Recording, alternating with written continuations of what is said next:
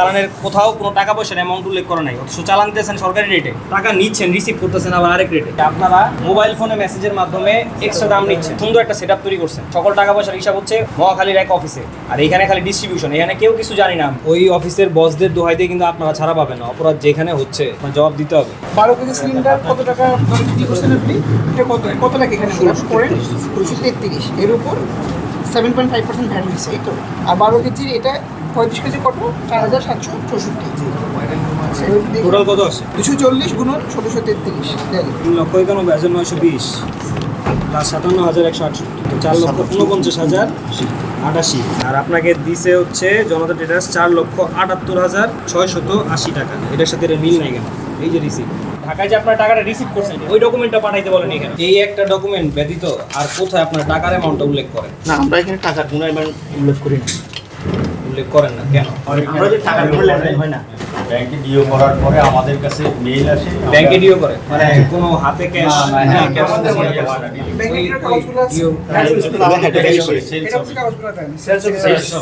সেগুলোই দেন যেগুলো আপনাদের সেল অফিসকে পাঠানো হয়।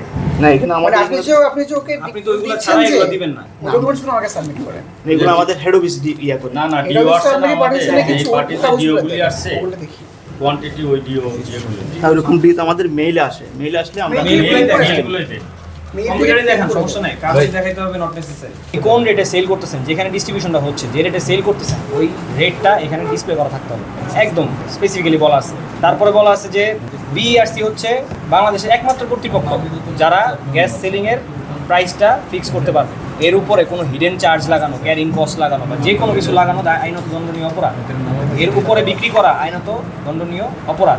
এবং সাথে ফৌজদারি কার্যবিধি 1998 এটা উল্লেখ করা আছে যে এই যে আপনাদের মতো লোক যারা বলবে যে আমি এখানে ডিস্ট্রিবিউট করতেছি কিনা, আমি টাকা লেনদেন করতেছি না, আমি কিছু জানি না, এখানে এটা হবে না। যেখানে ক্রাইম হবে ওইখানে যারা এই ধরনের ডিস্ট্রিবিউশনে জড়িত তারা লায়াবল।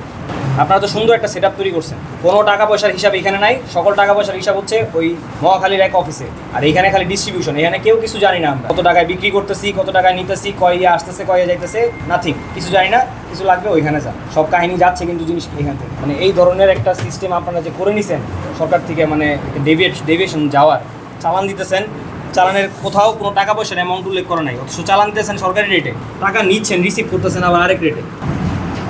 এদের জবাবটা কি ভাই? আপনার এই যে আজকে বিএম এনার্জি লিমিটেড থেকে আপনি কিছু মনে হয় রিফিল নিয়ে গেছেন, প্লাস হচ্ছে কিছু গ্যাস সিলিন্ডার নিয়ে গেছেন নাকি? 242 এটা রেটটা কেমন নিছে আপনার কাছ থেকে? ডিও রেট হলো 1745 টাকা স্যার, 12 কেজিতে স্যার। আচ্ছা, এই টাকাটা নিছে আপনার কাছ থেকে কে? এই টাকাটা কোম্পানির মাধ্যমে স্যার দেওয়া হয়, সকলে দিচ্ছে টাকাটা। আপনার কাছে ওই যে টাকাটা যে ব্যাংকে পাঠাইছেন ওটার রিসিপ্টটা আছে না?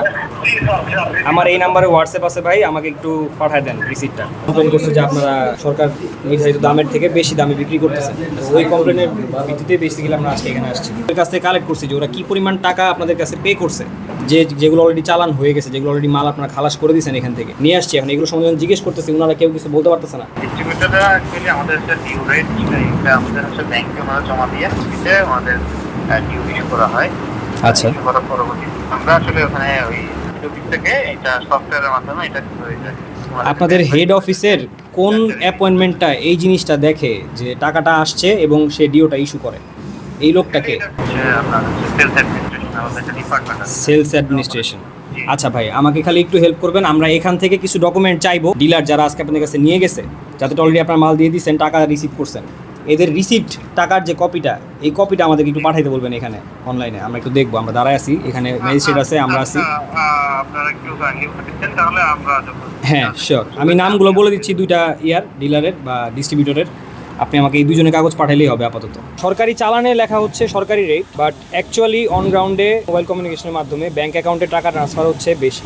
তো এই জিনিসটা যে শুধু এই প্ল্যান্টের এগেনস্টেই কমপ্লেন, আমি এটা বলবো না, আরও অনেক প্ল্যান্টের এগেনস্টে ওই ধরনের কমপ্লেন আছে। যারা বড় বড় কোম্পানি, যারা এই দেশের সম্পদ বেসিক্যালি, তাদেরকে রিকোয়েস্ট করবো আপনারা এই ধরনের ব্যাড প্র্যাকটিস থেকে বের হয়ে আসেন, নিয়ম কানুন সম্বন্ধে জানেন, আইন সম্বন্ধে জানেন এবং এগুলো মেনে চলেন। সরকার কর্তৃক নির্ধারিত যে দাম রয়েছে তার থেকে অধিক মূল্যে পাইকারি পর্যায়ে সিলিন্ডার গ্যাস বিক্রি হচ্ছে। তো এটি সরকারি আইনের লঙ্ঘন হওয়াতে আমরা তাদেরকে 3 লক্ষ টাকা জরিমানা করেছি।